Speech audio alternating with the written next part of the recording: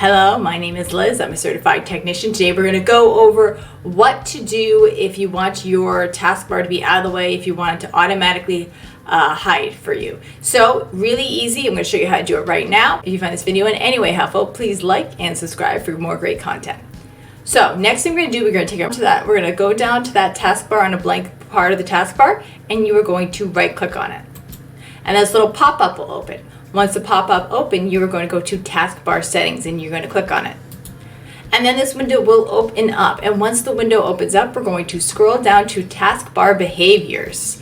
We've shown this option in a different video, but we're going to do it in a different way now. Now I'm going to open this up and I'm going to click on automatically hide taskbar. So if you're big on your Windows desktop not being, messy or cluttered or for whatever reason, this will automatically hide it. So when my mouse goes down, it pops back up, but when I move my mouse away, it automatically goes away. So it's a really nice way of keeping your desktop a little bit more, cleared and less cluttered. This option, once again, will save when you restart your computer. So you can keep it, and if for a while you decide you don't like it, then you can go ahead and remove the option, just like that.